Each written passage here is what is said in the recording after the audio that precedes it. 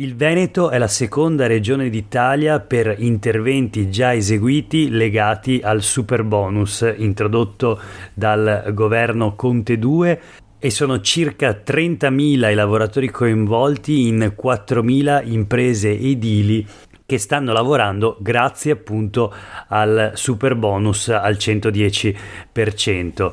Questo è Sveglia Veneto, il primo podcast dedicato all'informazione vista da Nord-Est. Io sono Jack Calcetto, oggi è martedì 20 settembre 2022.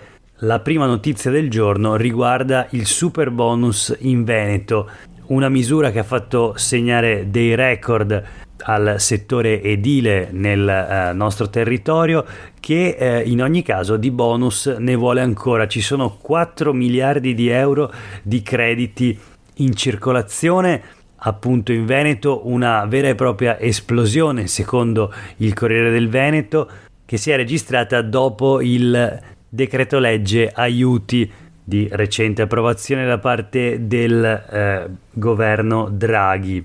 Le banche chiedono di sbloccare i crediti, ma con attenzione, e appunto parlano di sblocchi che devono essere severi. Nel frattempo l'ANCE, l'associazione che rappresenta i costruttori e le imprese edili, dice: finché le pratiche non ripartono i cantieri sono fermi, quindi attenzione, sono a rischio anche i nuovi lavori. 4.000 le imprese edili che rischiano di rimanere congelate perché appunto lavorano grazie al meccanismo del superbonus, ma hanno lavorato parecchio. Le banche spiegano che è difficile sapere quanti crediti sono fermi in banca e non ancora ceduti. Lo sblocco in ogni caso ci sarà, ma aumenterà l'attenzione sull'affidabilità delle imprese che appunto richiedono ed entrano nel meccanismo della cessione del credito.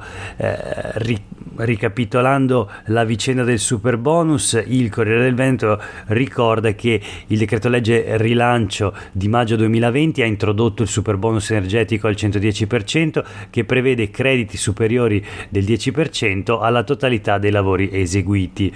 Dentro il bonus rientrano interventi trainanti e trainati che concorrono all'innalzamento di almeno 2 classi energetiche per unifamiliari e condomini. Si parla quindi di cappotto, impianti fotovoltaici, eccetera.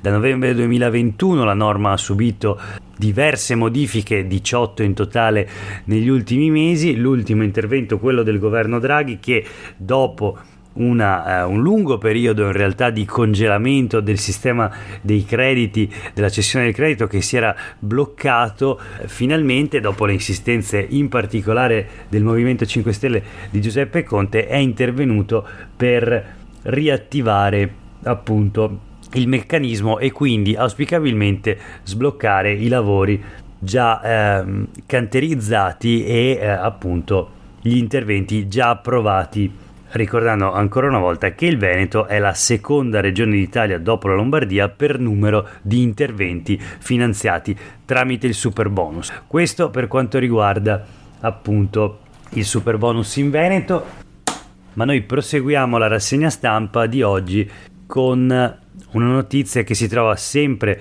sul Corriere del Veneto. Si parla di energia, in particolare si parla del rigassificatore in Polesine. I sindacati CGIL, CISL e UIL tornano all'attacco del gestore del terminal appunto del rigassificatore. Si tratta di Adriatic LNG.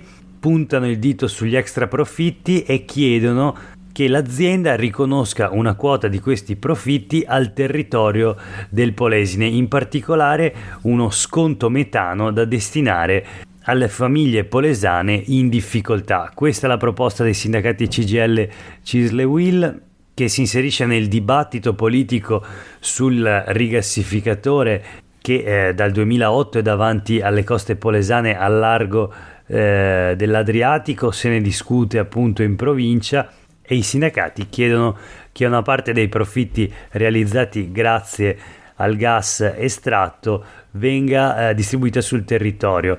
A tal proposito si registra un'apertura da parte del presidente della provincia di Rovigo, non tanto dell'azienda Adriatic LNG, ma appunto Enrico Ferrarese, presidente della provincia, si dichiara pronto a incontrare i sindacati sul tema. Parlando ancora di energia, degli effetti del caro energia, sui quotidiani del gruppo Gedi di oggi la notizia relativa all'aumento, al caro prezzi del pellet. In Veneto la tempesta perfetta, prezzi triplicati e magazzini vuoti. Questo il titolo dei quotidiani del gruppo Gedi di oggi. La rabbia degli operatori, viviamo di importazioni e con la guerra si sono chiusi tanti canali di approvvigionamento. I protagonisti appunto di questa vicenda, gli operatori, lamentano l'assenza di politiche forestali serie e dicono è per questo che dipendiamo dall'estero, perché mancano appunto politiche forestali serie.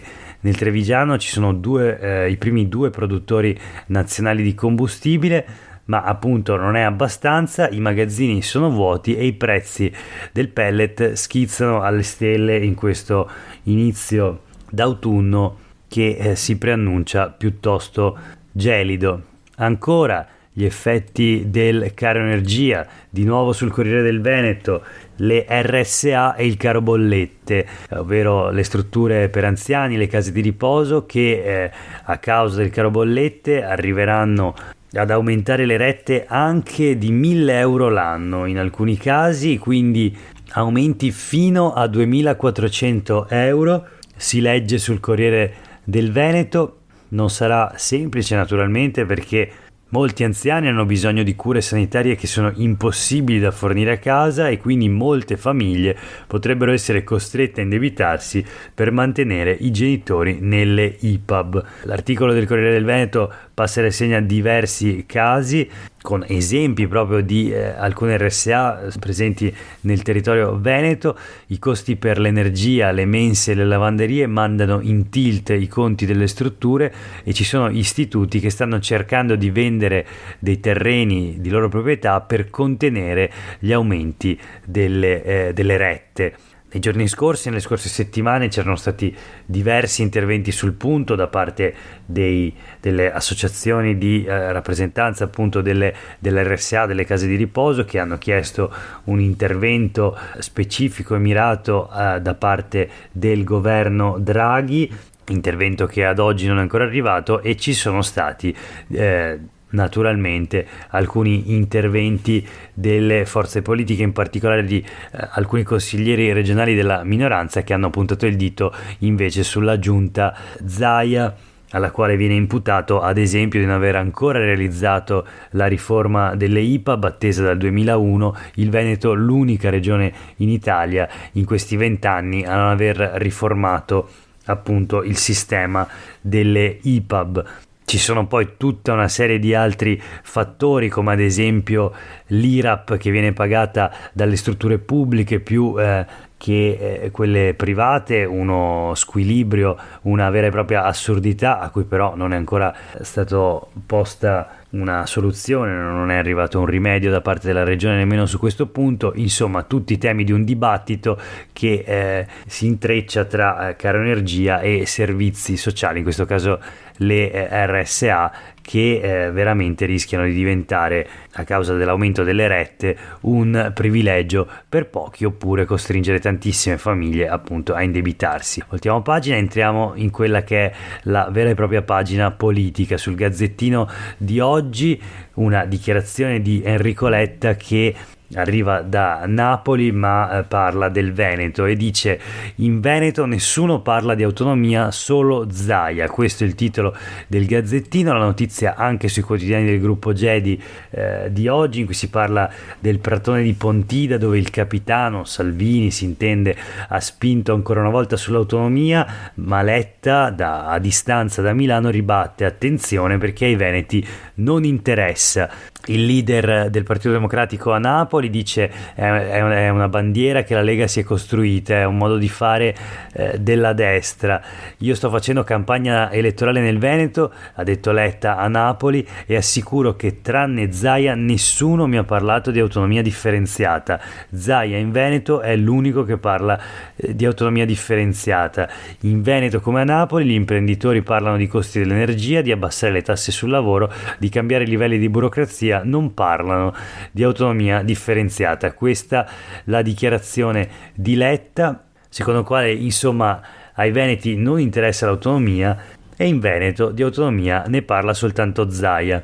Ed è interessante questa dichiarazione, che può sembrare naturalmente una provocazione da campagna elettorale, ma in qualche modo coglie alcuni dati, alcuni aspetti che in questi giorni anche a Sveglia Veneto avevamo sottolineato, ovvero come il crollo della Lega nei sondaggi e il fatto che nessuno degli alleati della Lega del centrodestra metta l'autonomia al primo posto, anzi la consideri un aspetto secondario ad altre riforme istituzionali, ebbene può essere un indicatore di come negli anni, dopo il famoso referendum a cui nulla sostanzialmente è seguito, ebbene è possibile che l'interesse nei confronti dell'autonomia si sia un po' raffreddato, non tanto nel discorso pubblico, nella rappresentazione mediatica, soprattutto dei media locali, quanto nel cosiddetto paese reale tra le persone in Veneto, che probabilmente in questi giorni, in questo momento storico, hanno altri e più pressanti problemi. Vedremo in ogni caso l'esito delle elezioni di questo fine settimana, che sicuramente darà un'indicazione anche da questo punto di vista. Chiudiamo con le ultime due notizie flash. La prima, sempre sulle pagine del Gazzettino di oggi: pagamenti POS rifiutati, a Venezia 20 multe in soli 2 mesi. Ci sono diversi casi di prezzi aumentati ai clienti che chiedono il bancomat, 5 le segnalazioni al garante, i controlli scattano dopo le chiamate al numero 117 della Guardia di Finanza. Si tratta di un centinaio di telefonate arrivate nell'area metropolitana di Venezia al numero della Guardia di Finanza. Le segnalazioni hanno riguardato soprattutto bar, tabaccherie, ristoranti e palestre che rifiutavano il pagamento elettronico con il POS. Dal 1 luglio sono in vigore appunto le nuove disposizioni sui versamenti elettronici che obbligano tutti gli esercenti ad accettare, ad avere un POS e ad accettare pagamenti tramite il POS. Una volta verificate le violazioni, i fascicoli vengono poi trasmessi dalle fiamme gialle alla prefettura. Ai sanzionati, soprattutto bar, tabacchi, ma anche ristorazione e palestre, come dicevamo, sono state staccate multe di 30 euro, a cui si aggiunge il 4% del valore della transazione elettronica rifiutata. L'ultima notizia di oggi sulle pagine del Giornale di Vicenza: Zanardi lascia il San Bortolo, dopo 76 giorni torna a casa. L'ex campione era stato trasferito in ospedale a Vicenza dopo l'incendio divampato nella sua abitazione di Noventa Padovana. Si tratta del secondo ricovero nel reparto riabilitativo, il primo era stato in piena pandemia. In questo periodo medici e personale hanno stabilizzato le sue condizioni cliniche. Allora, ancora una volta, da parte di Sveglia Veneto, un grande in bocca al lupo e un abbraccio ad Alex Zanardi. Per oggi è davvero tutto, grazie per aver ascoltato questa puntata di Sveglia Veneto. A tutte e tutti voi una buona giornata e noi come sempre torniamo a sentirci domani mattina per la rassegna stampa.